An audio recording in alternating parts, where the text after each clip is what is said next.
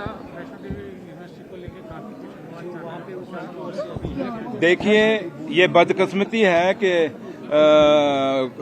जहां तक बीजेपी के लोग इसको खामखा के इशू बना रहे हैं। माता वैष्णो देवी में चाहे बच्चा पढ़े, चाहे बाबा गुलाम शाह बादशाह यूनिवर्सिटी में पढ़े, अब क्योंकि खित्ता पीर पचाल के अंदर बाबा गुलाम शाह के नाम पे बाबा गुलाम शाह बादशाह यूनिवर्सिटी बनी है और जम्मू में माता वैष्णो देवी जी के चरणों में ये यूनिवर्सिटी बनी है। तो यहाँ ये नहीं कि कौन किस जात से है, कौन मजहब से है, ये देखना चाहिए कि कौन कितना काबिल है, काबिलियत के ऊपर। क्योंकि ये बच्चे नीट करके आए हैं और नीट जब कंपटीशन का जमाना है और कंपटीशन के तौर पर ही एडमिशन मिलेगी, इसलिए इसको हम धर्म के नाम पे, जात बरादरियों के नाम पर बांटेंगे तो अच्छा नहीं है।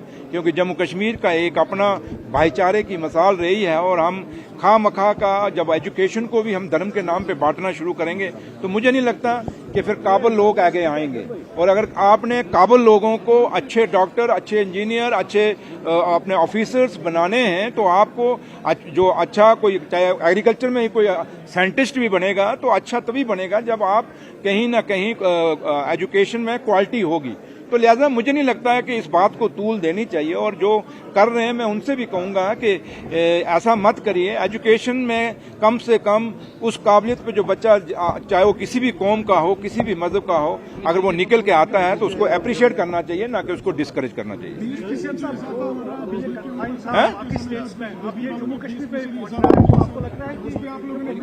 देखिए, आप बिजली का कोई इजाफा, ये मीडिया क्रिएट किया हुआ इजाफा है। अगर कल आपने उमर साहब का एक डिटेल में बयान सुन लिया, जब उमर साहब ने कहा कि ये फाइल मेरे पास साइन करना तो दूर है, ये फाइल मैंने देखी भी कहीं नहीं कि किसने हाई किया है। तो इसलिए ये एक मतलब कि क्योंकि कुछ ताकतें ऐसी हैं जो उमर अब्दुल्ला सरकार को कमजोर करना चाहती हैं, तो वो नए के नए इशू रोज जम्मू कश्मीर में उठाते हैं। लेकिन मैं आप लोगों से भी अपील करूंगा कि ऑथेंटिकेट ऑर्डर आप किसी के पास है कि 20% बिजली के बिलों में हमने बढ़ोतरी की है, वो किसी के पास नहीं है। हम सिर्फ बस कह रहे हैं जनाब बढ़ गया, उमर अब्दुल्ला सरकार बढ़ा गया। इन चीजों में, र्यूमरबाजी में, इस अफवाहबाजी में जम्मू कश्मीर ने आके भी बड़ा नुकसान देखा है। और मैं आज भी आप लोगों से अपील करूंगा कि इस र्यूमरबाजी से बचना चाहिए, अफवाहबाजी से बचना चाहिए, अपने लोगों को गुमराह नहीं करना चाहिए। क्लियरिफिकेशन आई थी सीएम ओवरब्लॉक की तरफ से, लेकिन अब आगारूल्लाह जो है फिर से बोल रहे हैं कि हम 20 दिसंबर तक जो है इनको अल्टीमेटम देते हैं, उसके बाद हम फिर से प्रोटेस्ट करेंगे। तो उस पर क्या कहेंगे आप? देखिए, अब वो क्या कहते हैं, आगारूल्लाह साहब क्या नहीं कहते, मुझे उससे कोई लेना देना नहीं। मैं एक ही बात जानता हूं, आगारूल्लाह साहब को किसने रोका है। और आगारूल्लाह साहब अब कोई ऐसे गली के या किसी मोहल्ले के या किसी टाउन के खड़पेंच नहीं है, वो ऑनरेबल मेंबर पार्लियामेंट है। और मेंबर पार्लियामेंट को किसने रोका आप? क्योंकि आज यूटी है हमारी, अभी पार्लियामेंट लगेगी, वहां बात रखे ना अपनी। मतलब किसने, आज मैं एमएलए नहीं रहा हूं, मैं कहूं जी मैं प्रोटेस्ट करने जा रहा हूं, फिर मैं एमएलए किस काम का हूं? तो इसलिए ये एक ब्रेकिंग न्यूज बनाने के लिए, एक अपने आप को खबरों में रखने के लिए आप जरूर ये कह सकते हैं, लेकिन ऑनरेबल एमपी हैं और एमपी का अपना एक प्रोटोकॉल है और उनको बात करनी चाहिए। आए ना सीएम साहब से बात करें, आए वो हिंदुस्तान के प्राइम मिनिस्टर से बात करें, होम मिनिस्टर से बात करें। मतलब सड़क पे एक बयान दे देना एक एमपी को क्या जचता है? अगर आप सही मायने में लोगों के हमदर्द हैं, पहले वो रिजर्वेशन पे बोलना शुरू हो गया, देखा कि रिजर्वेशन पे सरकार ने अपना जो है फैसला वो कर रही है, तो उसको हट के आप आ गए हैं बिजली पे। मकसद एक ही है कि मैं आप लोगों से यही अपील करूंगा कि हमें इन सवालों से दूर हटना चाहिए। और जो भी आदमी हो, चाहे मैं सुरेंद्र चौधरी भी क्यों ना हो, अगर मैं कोई अपने आप को लाइमलाइट रखने में या अपना कोई अपने को ट्रेंड कराने के लिए कोई बयानबाजी करता हूं रोज उठ के, तो मुझे भी इग्नोर करना चाहिए। आपको वो चीजें देखनी जिसमें जम्मू कश्मीर का एकता बढ़े, जम्मू कश्मीर का भाईचारा बढ़े और जम्मू कश्मीर में अफवाहबाजी ना चलाएं।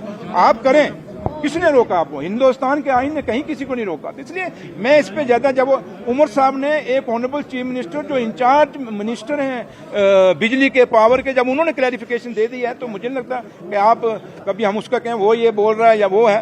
सरकार किसी के बोलने से नहीं चलती, सरकार लोगों के कहने से चलती है।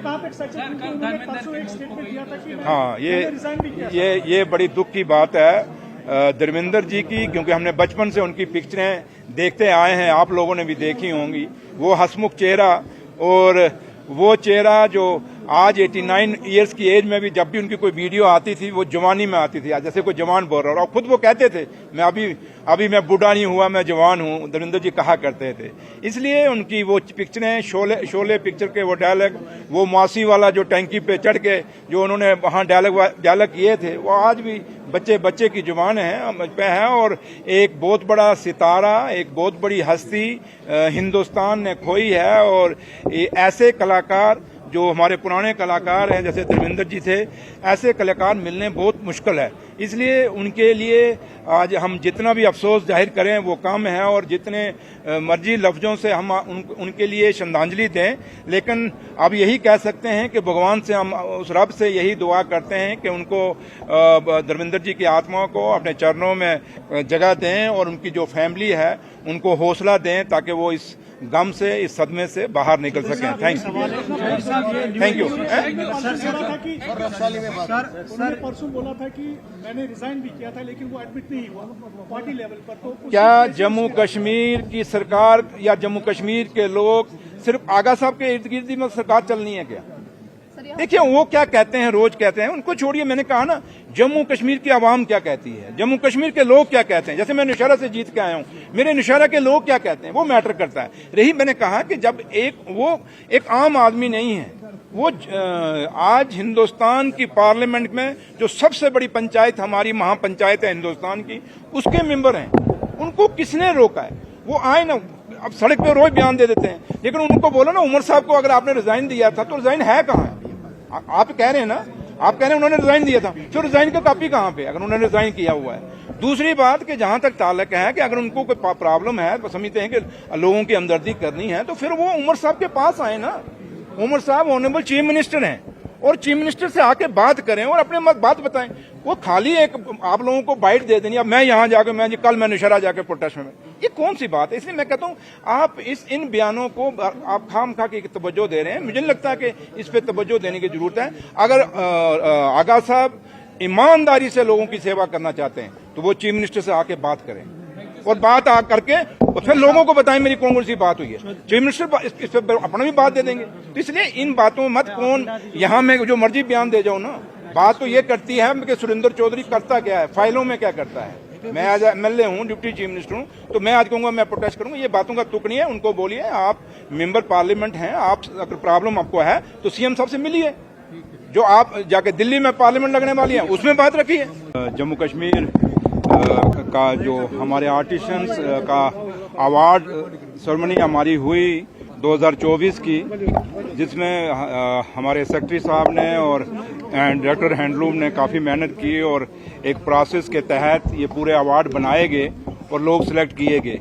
और आज हैंडीक्राफ्ट्स और हैंडलूम हैंडीक्राफ्ट्स को आज के इन अवार्ड के बाद मैं समझता हूँ कि एक कंपटीशन भी बढ़ेगी और एक उत्साह भी बढ़ेगा, क्योंकि ये वो हमारी विरासत को लेके चल रहे हैं, चाहे वो जम्मू सूबे से हैं चाहे वो कश्मीर सूबे से है। कारीगरी हर अलग अलग तरीके की है। जैसे मैंने अंदर भी कहा कि अगर जम्मू में बसोली पेंटिंग है तो कश्मीर में पश्मीना शाल है। दोनों की देश और दुनिया में अपनी अहमियत है और इसलिए काफ़ी सारी चीज़ें, चाहे कानी शॉल्स हैं, चाहे पेपर माशी है, हमारे मतलब काफ़ी चीज़ें ऐसी जो हैं ये हमारे बुजुर्गों की विरासत है। और ये जो लोग अंदर बैठे हैं ये हमारे जम्मू कश्मीर के उस कल्चर, उस संस्कृति की विरासत हैं जो हमारे बुजुर्गों ने अपने हाथों से सुझाई हैं। और आज हमें ये खुशी है कि जब से मेरे डिपार्टमेंट ने, इंडस्ट्री एंड कॉमर्स ने, मेरे ऑफिसरान ने, सरकार ने इसको जियो टैग कराया है, उसके बाद इनकी आमदनी भी बढ़ी और इनके जो कारीगरी है उसको एक रिकॉग्नाइजेशन भी देश और दुनिया के लेवल तक मिली है। तो लिहाजा ये अवार्ड सेरेमनी थी। आज जिन्होंने अवार्ड लिया है आर्टिशंस हैं, उनको मैंने मुबारकबाद दी और कल जो अगले साल फिर दोबारा हम जो ये अवार्ड सेरेमनी रखेंगे और उम्मीद करते हैं कि इससे भी ज़्यादा लोग, इस अवार्ड के बाद ज़्यादा लोग अपने अपने जो हमारी विरासत है उसको उसमें काम करेंगे, उसमें मेहनत करेंगे और अगले साल और ज़्यादा अच्छे लोग आगे आएंगे, जिससे और ज़्यादा कंपटीशन पैदा होएगी। और आज की डेट में मैं इन जितने भी आर्टिशंस हैं इनको मुबारकबाद देता हूँ और हमारी उमर अब्दुल्ला सरकार की और मेरे लीडर उमर अब्दुल्ला साहब, ऑनरेबल चीफ मिनिस्टर की यही कोशिश है कि ये विरासत हमारी जो हैंडलूम हैंडीक्राफ्ट की है इस डिपार्टमेंट को मजबूत करें, ताकि अगर ये डिपार्टमेंट जितना ही भी मजबूत होगा उतने हमारे आर्टिशंस जो इसके साथ जुड़े हुए हैं वो लोग भी मजबूत होंगे। और हमारी उमर अब्दुल्ला सरकार की यही कोशिश रहेगी कि इस डिपार्टमेंट को मजबूत किया जाए और जितनी भी हमारी विरासत है, जो भी विरासत हमारे बुजुर्गों ने हमारे लिए रखी है और आज तक इन लोगों ने जिंदा रखी है, उसको मजबूत करने की कोशिश करेंगे और उनको जो भी उनके डिमांड्स और मसले और मसाइल हैं उनको हल करेंगे। माता वैष्णो देवी यूनिवर्सिटी को लेकर काफी देखिए, ये बदकिस्मती है कि जहां तक बीजेपी के लोग इसको खामखा के इशू बना रहे हैं।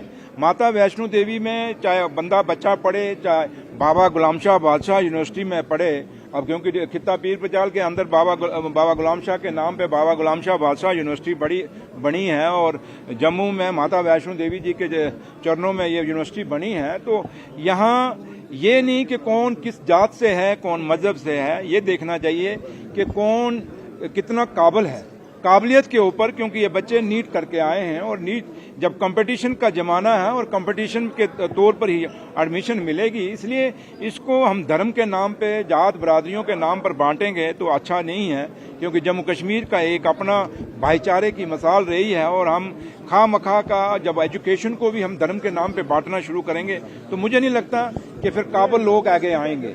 और अगर आपने काबिल लोगों को अच्छे डॉक्टर, अच्छे इंजीनियर, अच्छे अपने ऑफिसर्स बनाने हैं तो आपको जो अच्छा कोई, चाहे एग्रीकल्चर में ही कोई साइंटिस्ट भी बनेगा तो अच्छा तभी बनेगा जब आप कहीं ना कहीं एजुकेशन में क्वालिटी होगी।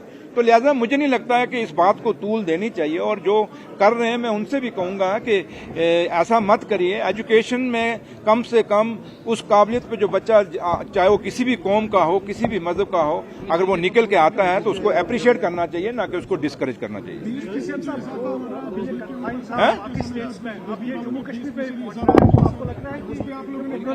देखिए, आप बिजली का कोई इजाफा, ये मीडिया क्रिएट किया हुआ इजाफा है। अगर कल आपने उमर साहब का एक डिटेल में बयान सुन लिया, जब उमर साहब ने कहा कि ये फाइल मेरे पास साइन करना तो दूर है, ये फाइल मैंने देखी भी कहीं नहीं कि किसने हाई किया है। तो इसलिए ये एक मतलब कि क्योंकि कुछ ताकतें ऐसी हैं जो उमर अब्दुल्ला सरकार को कमजोर करना चाहती हैं, तो वो नए के नए इशू रोज जम्मू कश्मीर में उठाते हैं। लेकिन मैं आप लोगों से भी अपील करूंगा कि ऑथेंटिकेट ऑर्डर आप किसी के पास है कि 20% बिजली के बिलों में हमने बढ़ोतरी की है, वो किसी के पास नहीं है। हम सिर्फ बस कह रहे हैं जनाब बढ़ गया, उमर अब्दुल्ला सरकार बढ़ा गया।